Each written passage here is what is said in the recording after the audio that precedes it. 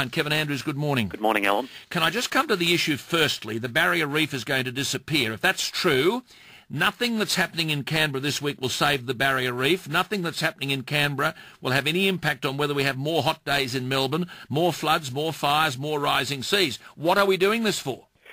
That's a very good question, Alan, because nothing that we're doing is going to have any significant impact, if any impact at all, on emissions of CO2.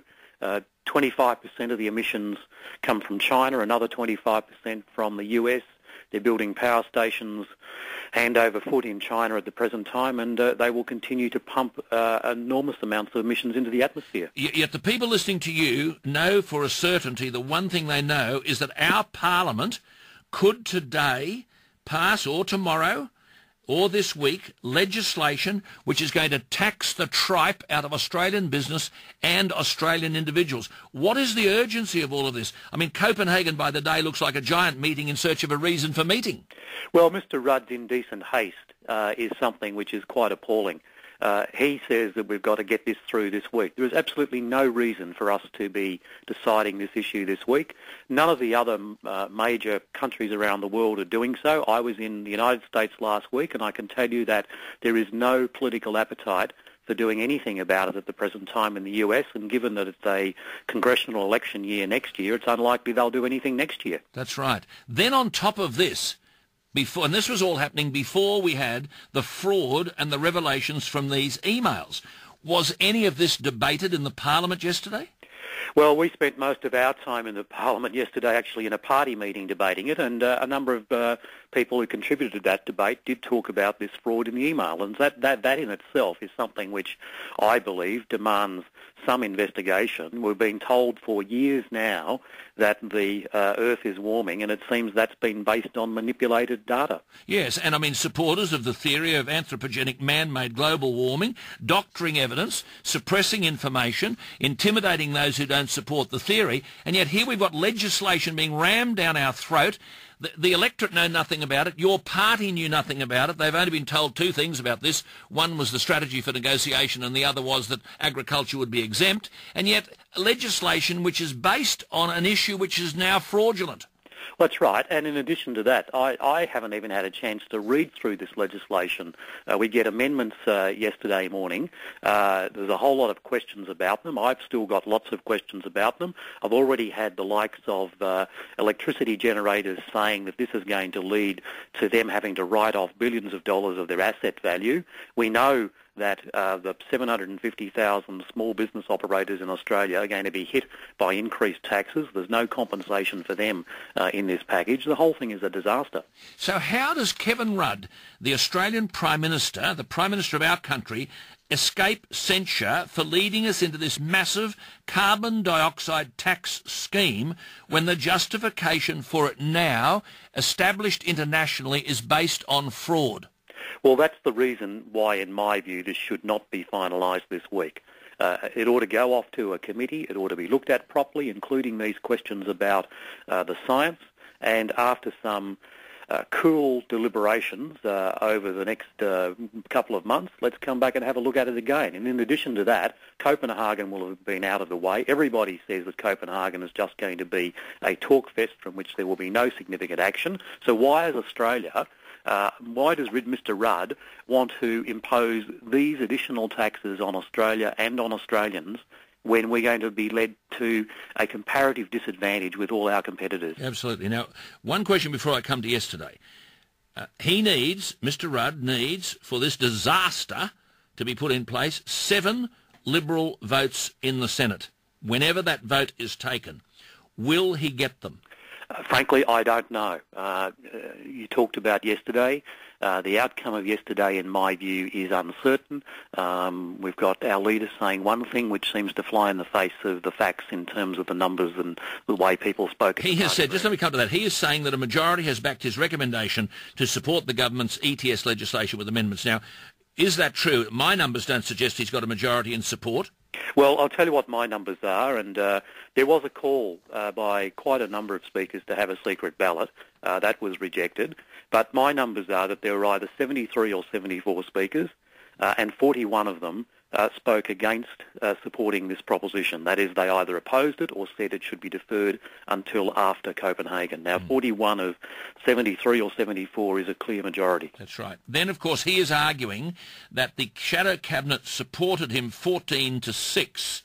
Now, there's an emergency Shadow Cabinet meeting this morning. Are you aware of that?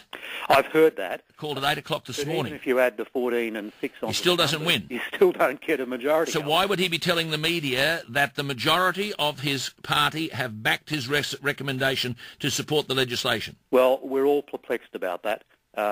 It flies in the face, as I say, of the facts as I understand them. I think this has to be resolved because it's not only up in the air, it leaves us in an awful situation in terms of what the people in the Senate should be doing. Right, now, there are stories today that in this meeting, Wilson Tuckey took the fight up to Mr Turnbull and said, "You are a caretaker," and that at that point Malcolm Turnbull walked out of the meeting.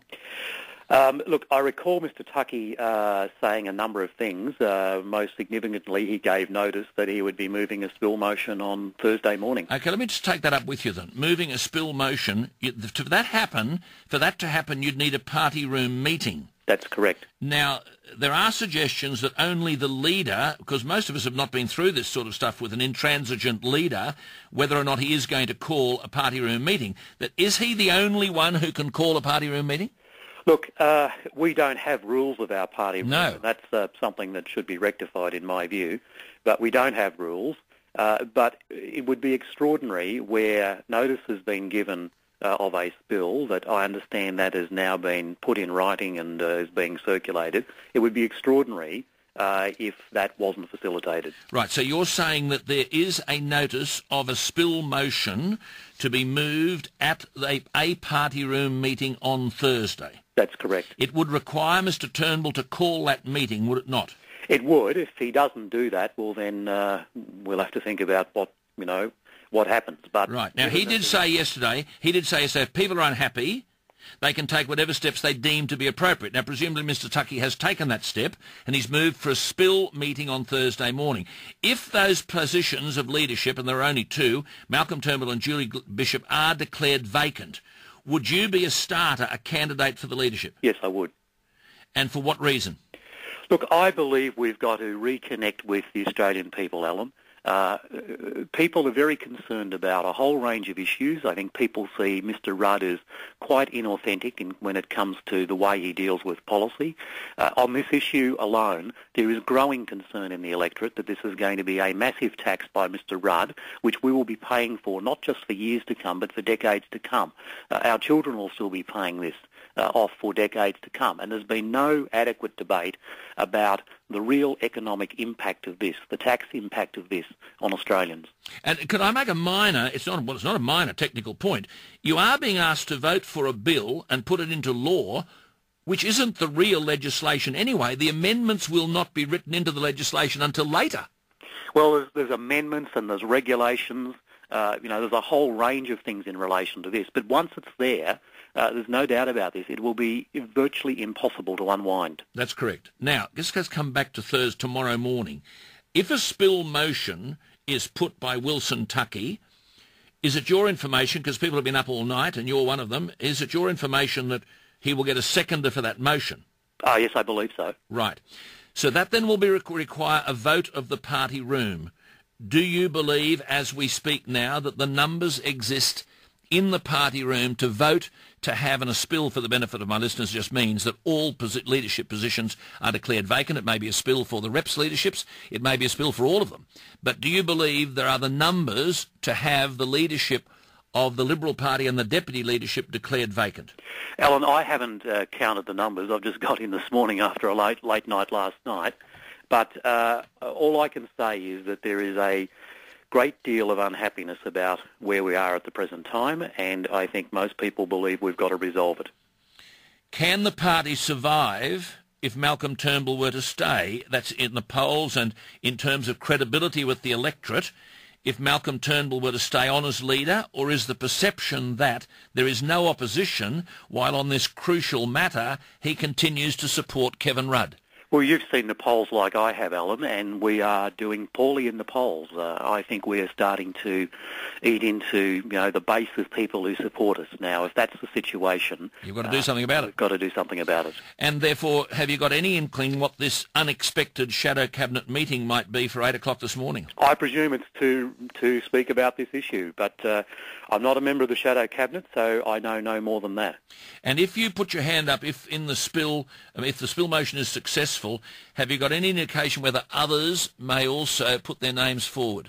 I have no indication. Other colleagues have been talked about, including Tony Abbott and Joe Hockey in particular, but I don't know what they're going to do. Okay. Good to talk to you, and I thank you for your time. Pleasure, Alan. There's Kevin Andrews, the federal member for the Victorian seat of Menzies. So there you are. He is of the view that the spill motion has been circulated. There will be a mover and a seconder. The question is whether Malcolm Turnbull will call a party room meeting tomorrow morning. And if that were to be the case, Kevin Andrews has said he would be a starter. And in that set of circumstances, you'd imagine that Tony Abbott would be as well. 7:30.